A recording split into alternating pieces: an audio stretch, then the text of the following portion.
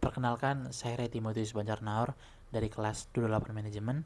Pada video kali ini saya bakalan mempresentasikan kewirausahaan inspiratif menurut saya. Dan saya bakalan membahas tentang Itipat Peradecapan. Siapa dia? Mari kita bahas.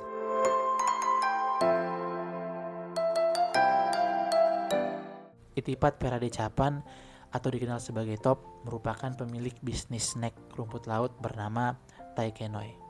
Saya bakalan sedikit bercerita tentang kisah perjalanan si Itipat Peradecapan ini. Top merupakan anak bungsu dari 3 bersaudara. Pada saat usianya 16 tahun, dia seperti anak biasa. Dia kecanduan main game dan dia berhasil menjadi pemain terbaik dalam game itu. Bahkan dia bisa menghasilkan uang sebesar $10.000 per bulannya.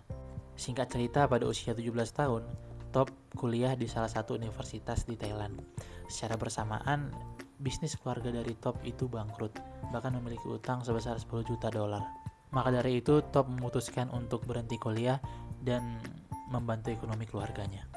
Lalu Top menjual karakter-karakter di dalam game online dia, dan hasil dari penjualan itu dijadikannya modal untuk membuka bisnis.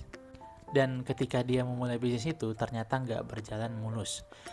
Top sudah mencoba berjualan kopi dan makanan di dekat kampus, bahkan dia menjual CD bajakan, tapi hasilnya fail.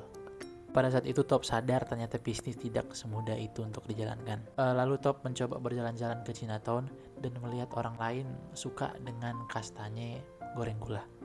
Lalu dia kepikiran untuk menjualnya di mall, karena pada saat itu kastanye goreng gula itu hanya dijual di Chinatown. Tanpa pikir panjang, Top langsung menjualnya ke mall dan dia berada di food court pada saat itu. Namun setelah beberapa hari ternyata Top sadar penjualannya sangat sedikit. Tapi dia nggak menyerah, dia mencoba memindahkan penjualannya ke dekat kasir. Dan pada saat itu juga tingkat penjualannya meningkat. Dan di situ pun Top sadar ternyata perubahan lokasi sangatlah berpengaruh besar. Nah, 1,5 tahun berjalan, Top berhasil membuka 30 gerai, yaitu di Tosco dan di Carrefour. Sialnya pada saat itu CEO baru dari Tosco melarang Top untuk berjualan di mall karena baunya yang menyebar dan merusak plafon. Lalu Top memutuskan untuk berjualan dari luar dan mengirimnya ke gerai, tapi hasilnya menjadi memburuk karena makanan yang tadinya panas jadi dingin dan aromanya yang menghilang.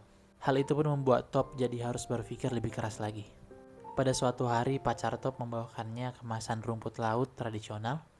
Dan saat itu juga Top langsung jatuh cinta dan mendapatkan ide. Dia melihat bahwa masih belum ada penjual rumput laut kemasan yang besar di Thailand. Dia pun mencoba menjual kemasan rumput laut. Dia dan ibunya mencoba menggoreng rumput laut tapi berkali-kali gagal.